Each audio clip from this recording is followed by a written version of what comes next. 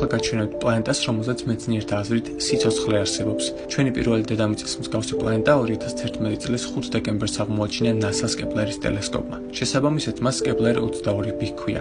მისთვის არ არის დამახასიათებელი უკიდურესი მხურვალება ან ყინვა. ის ჩვენგან 620 სინათლის წლითაა დაშორებული და მდებარეობს გედის თანავარსკვლავედში. ხოლო მზისგან ისეთ მანძილზე მდებარეობს, რომ სასიცოცხლო ზონაში ხვდება. პლანეტაზე ერთი წელი 290 დღე გრძელდება და ის ერთადერთი პლანეტაა თავის სისტემაში, ხოლო გარშემო უვლის ვარსკვლავს, რომელსაც მსგავსი სახელი კეპლერ 22 ჰქვია. რეალურად მასზე ადამიანის მიღწევა დღევანდელი ტექნოლოგიებით შეუძლებელია, რადგან ჩვენი სიცოცხლის ხანგრძლივობა საკმარისი არ არის. 620 სინათლის წლის გასავლელად დაახლოებით 22 მილიონი წელია საჭირო. კეპლერ 22b-ის რადიუსი დედამიწისას დაახლოებით 2.4-ჯერ აღემატება. დიდი ალბათობით მასზე არის წყალი თხევადი ფორმით, მიწა და შესაძლოა მცენარეებიც კი. გამოდის, რომ აქვს ატმოსფეროც, მაგრამ ამ ყველაფრის მიუხედავად არსებობს ერთი მნიშვნელოვანი ფაქტორი. მისი ზომის გამო გრავიტაცია 7-ჯერ უფრო მაღალი იქნება ვიდრე დედამიწაზე.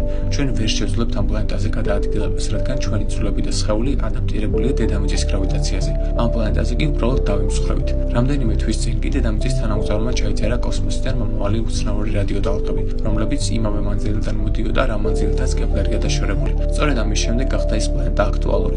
მეცნიერები ვარაუდობენ, რომ შეიძლებოდა ეს მხოლოდ წყობრიდან გამოსული სატელიტის ხმა იყო, თუმცა თანამგზავრი იწერს მხოლოდ იმ ხმებს, რომლებიც 200,000-ან მეტი კილომეტრითაა დაშორებული. გამოიწერეთ ჩემი YouTube არხი, რომელიც აღწერაში ამითითებული და არ დაგავიწყდეთ ვიდეოს და ლაიქება. მეტი ამგვარი ვიდეოსთვის.